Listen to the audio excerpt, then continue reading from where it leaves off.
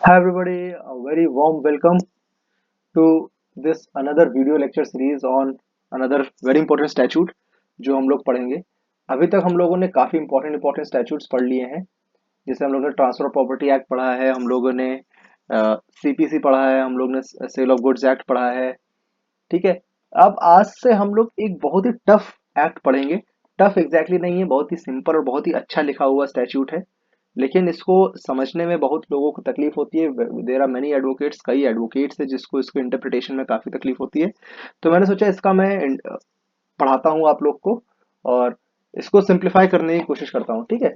तो the act का नाम जो हम लोग चालू कर रहे हैं आज से वो है central goods and service tax act. ठीक है, CGST एक्ट। ठीक है। ठीक है। तो आया ये 2017 में है। ठीक है, 2017 में आने वाला ये 12वां कानून था। ठीक है। चलो स्टार्ट करते हैं। आज हम लोग बहुत ज़्यादा हैवी कुछ नहीं पढ़ेंगे। कुछ इंपॉर्टेंट डेफिनेशंस हैं, दो से तीन इंपॉर्टेंट डेफिनेशंस हैं, वही हम लोग देखेंगे। ठीक है। तो पहली बात, एक CGST एक्ट है, एक स्टेट GST एक्ट होते हैं। हर अलग अलग स्टेट के अपने अपने GST एक्ट्स हैं। एक है IGST एक्ट। ठीक है। तो जितने भी मैंने आपको CGST और ये जो स्टेट GST होगा और IGST एक्ट होगा, ये मोर और लेस सेम है, मतलब 99% सेम है। मतलब CGST में जो आप पढ़ेंगे वही IGST में लिखा होगा, वही स्टेट GST में लिखा होगा। ठीक है। लेट से अगर राजस्थान में GST लग रहा है तो उस वहां पे हम लोग RGST एक्ट होगा वो। ठीक है, जो सिर्फ स्टेट स्टेट में लगेगा। ठीक है। हम लोग वो देखेंगे कब कहाँ पे कैसे लगता है। ठीक है। चलो पहला स्टार्ट करते हैं कि इस एक्ट का एप्लीकेबिलिटी कहाँ कहाँ है। ठीक है। तो देखते हैं लॉ क्या कहता है। कहीं और पे नहीं जाते हैं, देखते हैं लॉ क्या कहता है। लॉ कहता है an act to make a provision for levy and collection of tax on intra state supply of goods and services. Let's say Rajasthan, इतना बड़ा राजस्थान है, आपने राजस्थान में यहाँ से सामान खरीदा और यहाँ पे बेच दिया। ठीक है, आपने यहाँ से सामान खरीदा, यहाँ बेच दिया। तो this will be covered by, उस पर आपको किस तरीके से टैक्स देना है, क्या होना, ITC, रिवर्स चार्ज मैकेनिज्म, जो टैक्स की जो इम्प्लीकेशंस हैं वो RGST एक्ट, वो आपको CGST एक्ट में मिलेगा।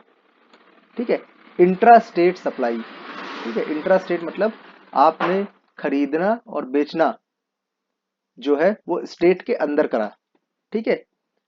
दूसरी चीज होती है इंटर स्टेट सप्लाई। ठीक है।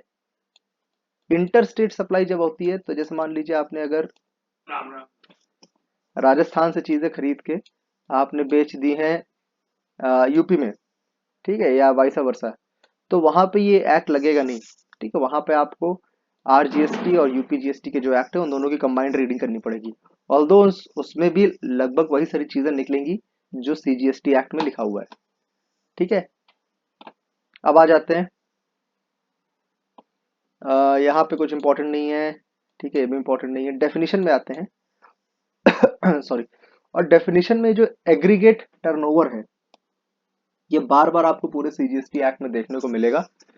हम लोग समझ लेते हैं कि एग्रीगेट टर्नओवर का मतलब क्या है। ठीक है, आप लोग, यही बहुत बड़ा कंफ्यूजन रहता है कि भाई जो टर्नओवर है, GST किस नंबर के ऊपर लगना है। कहने का मतलब अगर 18% GST है तो वो एग्जैक्टली किस नंबर पे लगता है। पूरा प्रॉफिट आया उस पे लगेगा कि जितने का वो अपने सामान बेच दिया उस पे लगेगा। ठीक है।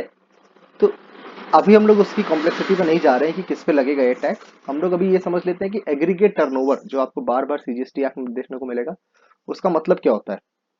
क्या कहता है, means aggregate value of all taxable supplies excluding the value of inward supply on which tax is payable by a person on reverse charge basis। देखिए रिवर्स चार्ज बेसिस क्या होती है हम लोग बाद में समझेंगे क्या होता है। ठीक है।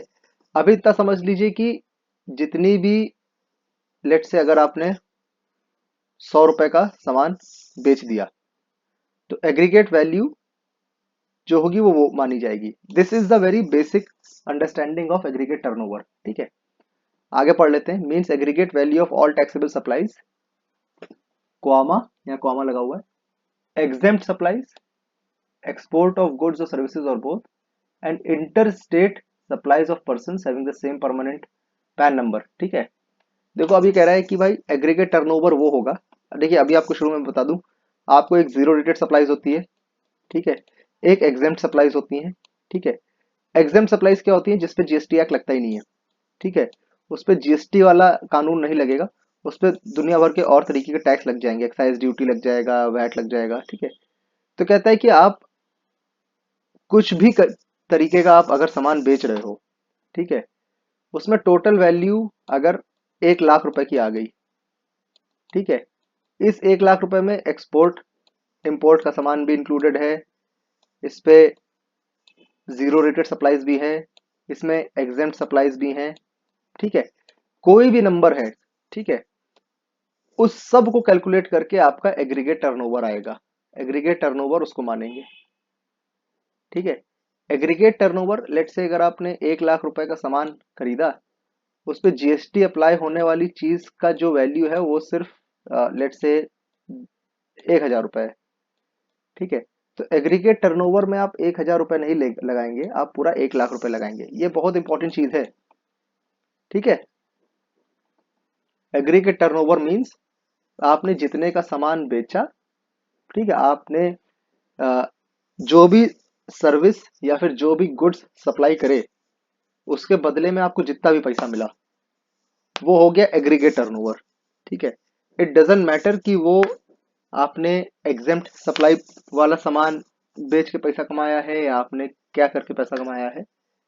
ठीक है, तो ये है एग्रीगेट टर्नओवर। ठीक है, आज हम लोग इसी डेफिनेशन को रखते हैं, अगले वीडियो में हम लोग समझेंगे बिजनेस क्या होता है। बाकी ये सब जो बीच बीच में डेफिनेशंस हैं, सिंपल डेफिनेशंस हैं, इसमें ज़्यादा कोई इतना कंफ्यूजन वाली चीज़ नहीं होती है।